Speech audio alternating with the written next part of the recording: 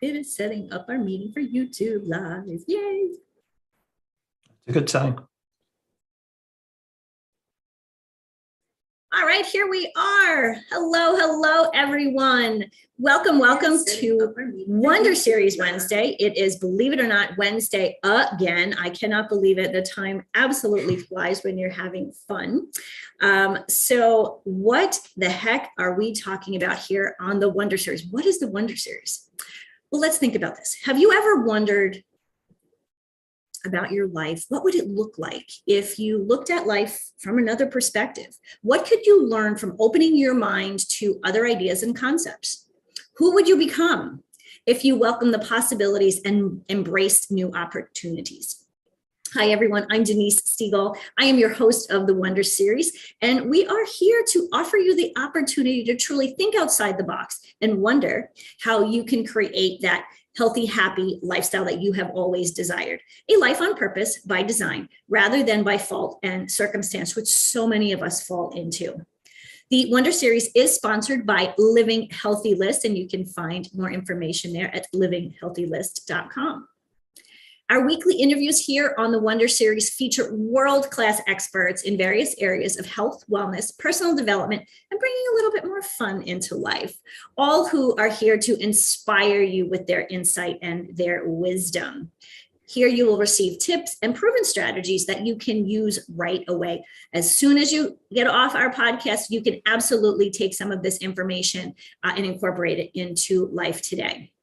So truly what we want to do here at the Wonder Series is excite, engage, educate, and empower you to become the person that you have always dreamed of being, to live that healthy, happy life and feel that you flourish in life. A new episode of the Wonder Series is released every Wednesday at 12 p.m. Central Standard Time on YouTube, Spotify, Facebook, Google Podcasts, and kind of wherever you find a podcast, you'll find us there.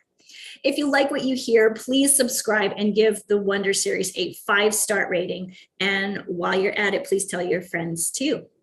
So without any further ado, welcome to the Wonder Series, where we want you to start wondering so you can start living. So this month, we have been talking about resilient nutrition. And, we talk about nutrition when it comes to dieting and weight loss, but nutrition, there's so much more to healthy nutrition than just dieting. That's boring. So today I'm really excited to talk to my friend, Thomas Petty. After 50 years of suffering from severe psoriasis and getting no results, Thomas took his health into his own hands. He stopped all toxic medications and started on a 10-year health journey of discovery. He's now 99% in remission and now teaches fellow psoriasis sufferers, easy for me to say. Say that 3 times fast. How to heal themselves naturally from the inside. So hi, Thomas, how are you today? I am great. How are you? I'm great. It's we finally have some sun and sunshine and some warm weather here in Minnesota. I know where you are. You're like, yeah, we get that all the time. Yeah. Yeah, we don't suffer too badly here in Northern California. So Thomas, tell us a little bit about you, your journey, and how you have found nutrition to be kind of a key in your health and wellness. Yeah, so about 10 years ago, and I, as you said in the intro, I've had severe psoriasis all my life and never could get any good answers. The doctors want to give you creams and ointments. That doesn't work. And I always swore to myself that I would never do anything that would make me sicker.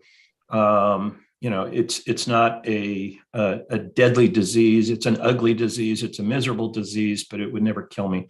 But then I did, and I got on the toxic biologic medications, and finally, and that was making me sick all the time. It was really suppressing my immune system. So I decided I needed to get off of that. Spin forward about 10 years ago, my wife became very ill. They thought she had had a stroke. They thought she had multiple sclerosis. They thought she had brain cancer. They couldn't tell what was going on with her. She was very sick and nearly died. And it took them 3.5 years to diagnose an autoimmune disease that was attacking her brain. The autoimmune disease, in my case, attacks my skin. Mhm. And the doctors are like, we don't know what causes it. We don't know, usually it goes away, but we don't know why. Sometimes it comes back, but we don't know why, so forth. So I started doing a lot of research to try to figure this thing out. And I concluded that there had to be an external factor that was causing this. And after everything I had read, I told the doctors that I thought it was food. Oh, no, it's not food. It can't be food. We don't know what it is. But we ended up cleaning up our diet, kicked what I call SAD, the standard American diet, to the curb, and really cleaned up our diet, got rid of all the junk and cleared all that stuff out. My wife has gone from being in a wheelchair to using a walker to using a cane to not using any walking aids anymore. She's still disabled. She still has brain damage, but she's mobile. And then my skin cleared up. So I'm now 99% in remission, as you said, and it's all pretty much because of food and how we've changed what we did in our situation. Mhm. Let's talk about cleaning up the diet and the SAD diet, because most people will say, oh, I eat pretty clean, yet you follow them in the supermarket and their carts are full of stuff that I would not put in that category of clean. Yeah, well, and because my wife is disabled, I do all the shopping and the cooking and everything. And my shopping habits have completely changed. 90% of the store, I never go down any of those aisles. I go down to the produce aisle and I go down the meat aisle. And, that's it. So most of the store is completely ignored. And most of that is the standard American diet. So, I talk about cereals, breakfast cereals, that they're screaming, we're healthy. And it's like, no, you're not. You're sugar bombs. And it's the louder they scream that they're healthy, the less healthy they really are. You don't see an apple screaming, I'm healthy, eat me. It's, it's just stupid. I think it's funny because it really is so simple, yet for so many people, it's so hard. Like you said, we know an apple is good for us. Mm-hmm. We know a bag of Doritos is not good for us. Frankenfood, yeah. Frankenfood. Mm-hmm. I hadn't heard that in a long time. Yep. And yet it's such a part of our lives. Right. And advertising, it's heavily marketed. Yeah. Mm-hmm. Well, and I also suggest that the food pyramid, you remember that from a long time ago? Oh, absolutely. And the bottom section, the widest section, they heavily promote grains.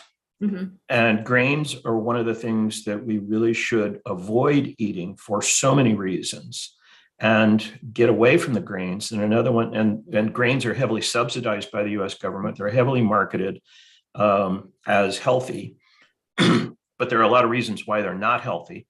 And another one is legumes, which are your beans and soy and corn, and all of those are grains. And those are also very unhealthy foods to eat. A lot of that ends up being what I call brown food, your bread, your chips, it's like if you eat a lot of brown food, you're doing your body a disservice, and instead eat the rainbow, eat the bright colors, the greens, the reds, the yellows, and that kind of stuff. What is it about the brown foods that aren't healthy? Because there are so many lifestyle, diet, ways of eating, give it a name, that promote. You bet. Both of them. Now, obviously they say healthy grains, but right. Why are grains and legumes not healthy for us? So both grains and legumes, if we go back in time, they were not part of our natural diet 10,000 years ago. When we were hunter-gatherers, we ate fruits when they were in season. We didn't eat fruit all year long because we only ate it when they were in season. We ate what we could get. And grains and legumes came along when agriculture was started about 10,000 years ago. Mm-hmm. Both the grains and legumes have various proteins that they are naturally produced that are called lectins, and there's a bunch of different chemicals that are actually designed to be toxic to insects. And because it's to prevent them from being eaten, because those are the seeds of the plant and they don't want them to be consumed. So the lectins are actually very, very toxic to us because our bodies have not evolved to the point that we can effectively digest the lectins and the proteins that grains and legumes produce. And it causes a whole bunch of issues. Probably a lot of people have heard of what's called leaky gut syndrome. Mm-hmm. And leaky gut syndrome causes inflammation in your body. It causes, those of us with autoimmune diseases, or autoimmune diseases get worse, and it causes a host of issues. Mm-hmm.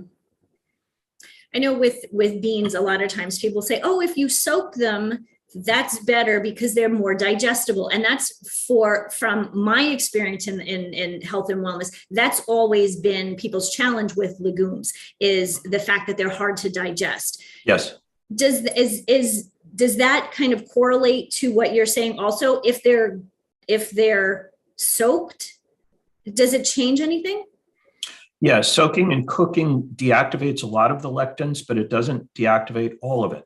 And red kidney beans, for instance, navy beans, if you ate those raw, you would probably die.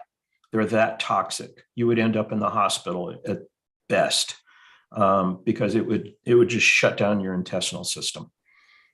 That's how toxic they are. Wow. I had no idea. And, and my background is nutrition, is food. No one has ever said that to me. I mean, I've known about lectins and the proteins, but like I said, that conversation always been, well, if you cook them, then it's fine. It deactivates a lot of them, but the foods still have lectins in them. Legumes also have a chemical called saponins, which is Latin for soap, and it actually interacts with the cholesterol molecules in the intestinal lining and dissolves the intestinal lining, causing leaky gut. Saponins are so toxic that there are people that it's actually toxic to fish. And people actually fish with saponins. They put it in the water and it kills the fish, and then they just scoop the fish up and eat them. That's how toxic they are. So legumes have saponins in them. Legumes also have a chemical called phytic acid, which is an anti-nutrient. Phytic acid binds with minerals like phosphorus, which we need to be healthy. Mm-hmm. And it binds with the phosphorus and actually removes it from our, so that it's not able to be digested and brought into your body. So it's actually creating a negative effect from a nutrient perspective. I'm shocked that this isn't common knowledge. Exactly. It blows my mind. In my 60 years, I've been to hundreds of doctor visits. I don't know how many times I've been to the doctor, always looking for that answer. Not one doctor has ever told me that what I'm putting in my mouth is making me sick. No, I think, and that's kind of where we are. Why I started Living Healthy List was because the information on the internet isn't really there. Medicine has a different, it has something different. When it comes to food and nutrition and kind of like the healthy lifestyle, that's not their gig. Their gig is the, fixing the problem when when this healthy lifestyle hasn't worked. Right. That's where medicine comes in. And I think, for example, like in my house, we talk obesity and diabetes all the time. Mark, my husband's a kidney pancreas transplant surgeon. So by the Mhm. time people get to him, they haven't done the healthy lifestyle Right. and they're really falling apart. And Right. so, his training, he always says to me, he goes, nutrition training. What, are you kidding me? He's like, that was never part of, he says, maybe No. we spent an hour. That was never part of it. Yeah. What they're seeing now in some institutions is they are teaching a little bit more nutrition, but the cop out has always been, well, that's what nutritionists are for. That's what dietitians are for. Right. So along that line, though, dietitians and nutritionists talk about your whole grains and your legumes. I mean, even that's been my training. And so I'm kind of here now. I'm like, I got to do some more research. Yeah. It's kind of scary. And the fact that they're so heavily marketed, certainly you've heard of gluten intolerance, and there's always this question mark, well, is that a real thing? I mean, we've been eating this for a long time. So, and yeah, it really is. Gluten is a type of lectin, and it's one of the very potent lectins. And it's very concentrated in the grains because lectins are in the seeds of the plants because it's to prevent them from being eaten. So in a sense, then, if the lectins are there, then realistically, farmers shouldn't need pesticides. You'd think. But what's worse is GMO. That's got the big, don't eat GMO. What they're actually doing is they're modifying the genes in the plants to produce more lectins. So they're even more toxic. Now, I've always thought of GMOs. This is interesting. I've always thought, not so much here. I've thought more of GMOs in like poor countries where there's drought, where there's challenges. And I've always seen it as a good thing there. For that reason, because yet now, based on our conversation, they're basically eating more poison. So they're not starving. People are not starving in those countries anymore, but they're eating more poison. Yep. Okay. Well, and another point earlier, you were talking about obesity is a topic of discussion in your household. And the two foods that they feed to cows, chicken, fish, pretty much anything that we eat, as meat, are corn and soy. Yeah. Corn and soy. Corn is a grain. It's not a vegetable. Is that a vegetable? Oh, no, it's a grain. It's a grain. And soy is a legume. And both of those, the reason they feed those to animals is to fatten them up. And you are what you eat. So when you're consuming the animals that's been their diet, that's not their natural diet. They're not meant to eat corn and soy, but that's what they're fed. And so the more you can get away from that kind of thing, and if you eat beef, eat grass-fed and grass-finished beef, and never buy farmed fish because that's what they're throwing into the water. It's always try to eat the wild caught fish and so forth, because those are going to be far healthier for us because you are what you eat. Or what we eat eats too. Yeah, exactly. So. Wow. There are countries that eat a lot of legumes, a lot of rice. Are they different there than they are here? No.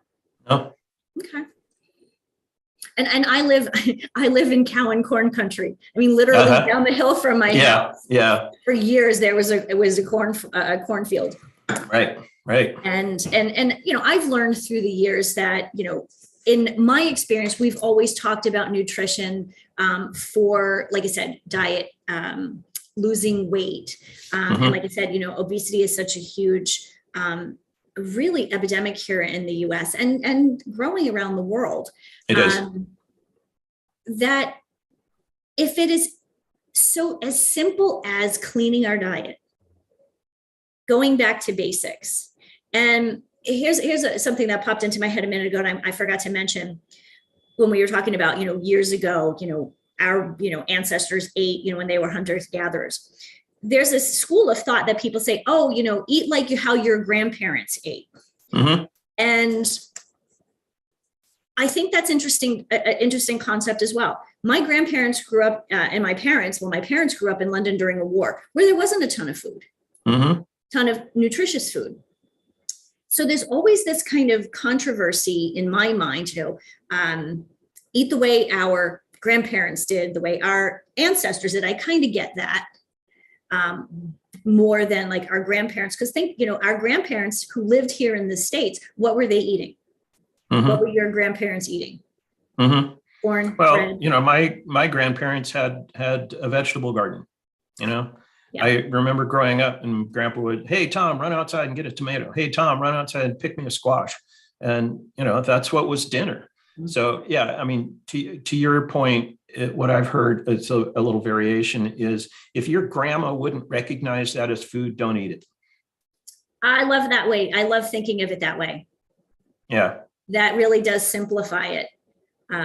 So give us an example of a typical meal at your house. Well, my wife, for breakfast, she has a coconut milk smoothie with berries in it and carrots. It's kind of a odd breakfast, but we don't eat breakfast cereal. And for me, I typically have some kind of protein and carrots. And for lunch, we have a big salad. I might have a piece of salmon on it. For dinner, it's meat and a vegetable typically, So it's when I first started going on, and I hate using the word diet, but when we changed the way we ate. I love it. In 6 months, I lost 65 pounds, eating as much as I wanted. I wasn't hungry. I wasn't counting calories. If I was hungry, I ate, but I only ate pretty much meat, fish, fruits, and vegetables. And I don't eat very much fruit because it has a lot of sugar in it. Mm-hmm. I lost 65 pounds. My blood pressure went down to 90/60. Wow. My cholesterol went down to 120, total cholesterol. My triglycerides went down to 60.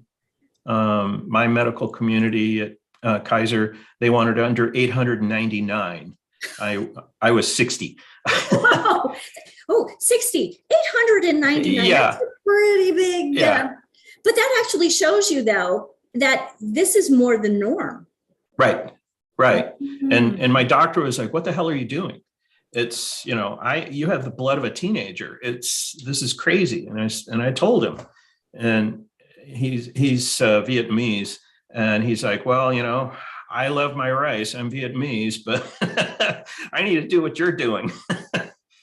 That, it's really, that makes a very good point, because as I mentioned before, when we were talking about GMOs, like, I always kind of thought it was a good thing for these countries, these poorer countries that were struggling with food and everything. And I know people here, friends of mine from here are from Taiwan, and they follow a lifestyle medicine regimen, if that's the right word. And I've adopted pretty much their concepts, not exactly their entire way of eating. And I like a glass of wine every now and then. Nothing wrong with a little wine.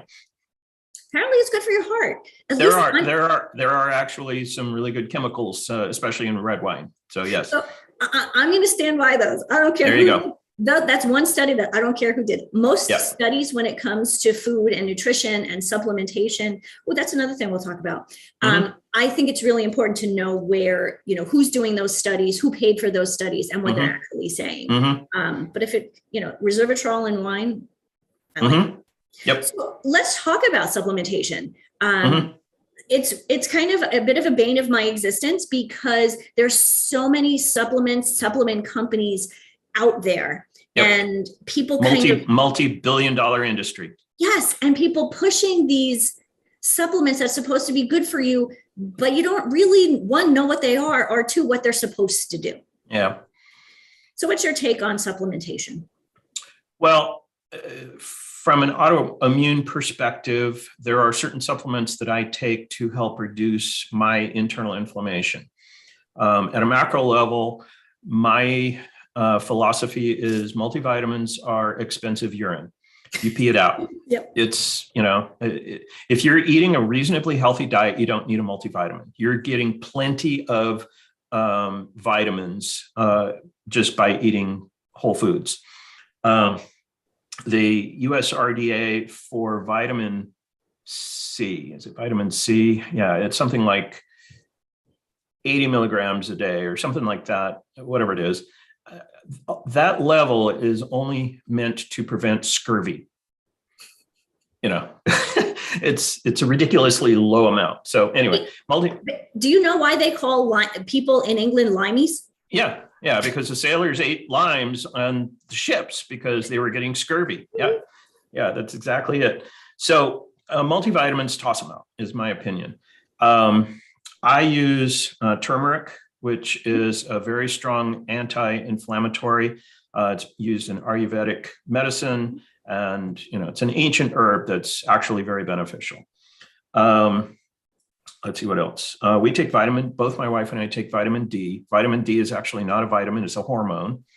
Your body produces vitamin D naturally, but most of us in the Northern Hemisphere don't get enough sunlight to produce an adequate amount of vitamin D. And so supplementation is useful. Always get a blood test to see where your level is. When I had my blood tested several years ago, I asked the doctor to authorize that, and normal is between 20 and 79 nanograms per milliliter. Mine was at 10. So I was severely deficient in vitamin D. And you live in Northern California where the sun shines a lot. Yeah. So, pretty much if you live above the 35th parallel, which kind of cuts the country in half, during the wintertime, if you lay out naked all day long, you're not going to get enough sunlight to produce enough vitamin D. If you did that here in Minnesota, you'd freeze to death. Yeah, exactly. They'd find your dead carcass. So vitamin D is important, and I measure mine, and I keep mine up between the 75 and 100 nanograms per milliliter. And then there's a third product that I use that's called Juice Plus. And Juice Plus is 30 fruits and vegetables that are condensed into capsule or chewable form. They've got over 40 independent scientific clinical studies. They didn't pay for these studies. They're done by universities around the world, showing the efficacy of the product in sports medicine, in immune efficiency, and health, and so forth. And it's something that I religiously believe that it has helped me to heal my skin too. So those are kind of the three main ones that I'm a big fan. I take a couple other ones, but that's kind of the big ones. No, I appreciate that because, I've gone through phases, and I think it's important for me as the CEO and curator at Living Healthy List that if there's something that people are talking about and people are asking about, I usually try it myself. So I can say, with some gusto, this is what I really think. This is what I experienced. And I'm trying to think if my husband's within earshot because he probably is. I have spent thousands of dollars, probably like in the last 20 years, probably like $10,000 on different supplements. And one of the things that I always think is important is, does it make you feel different? Does it make you function different? If you're taking a supplement, like you said, if you're taking a multivitamin, you're just taking it and you're peeing it right out. Yep. And so I have really tried lots of supplements, and I do believe that they have a place. Like you mentioned, getting your blood tested. If you get a blood test and you're deficient in vitamin K, obviously you need supplementation. Right. But I would never say to someone, hey, you're probably deficient in vitamin K because you don't eat enough vegetables. Right. Probably are, but whatever. But I think that's an important piece, is to understand what supplementation actually is for. And you make a very good point with turmeric, because in my training, when I was in college and through my health and wellness training, I've always believed that supplements were supposed to be things that, we're missing in your diet. We're not necessarily missing turmeric in our diet. Correct. But here's the piece that I really like about what you said is turmeric is a known anti-inflammatory. Mm-hmm. That, when you take turmeric, why you're taking it. Right. And I think that is, to me, that is one of the more important things when it comes to supplements is why are you taking a specific supplement? Right. Yeah, because those of us with autoimmune diseases, and there are over 100 autoimmune diseases, psoriasis is one of the more common ones, but all of us with autoimmune diseases have internal inflammation. And so I want to cool that inflammation down as much as I can with whatever tools I can, so that then that's going to show up on the outside as healthy skin. Mm-hmm. Absolutely. From the inside out. Yep. How do we get this information to people? Like, you have such great knowledge because you've done the research yourself, and you're the test patient. And your wife is your other test patient, and you've seen amazing things with both of you. What's, what in your opinion, what do we need to do to get people to understand this information? And nutrition isn't just about weight loss and dieting. Yeah. Weight loss is a side effect. It's if you follow proper nutrition, then weight loss is just going to happen automatically. It's, that was why I was so shocked that I dropped 65 pounds in 6 months, and I'm not even trying. It was crazy. So yeah, it's frustrating trying to get the word out. It's, I'm singing this song, and even people that are just suffering miserably from psoriasis, it's just trying to get them to, you can fix this. You can control this. You don't have to have the toxic drugs. You don't have to live like this. It's, you have total control over this. So that's my mission, is trying to get that message out to people. Well, I absolutely want to be one of those people that helps you to get that mission out, because I know this is the first of many conversations we will have on this topic. Tell everyone, please, how they can find you and more about your information, your contact information. Sure. The easiest way is to go to my website. It's called controlmypsoriasis.org. And I've got a little video on the front page that's called Psoriasis Sucks.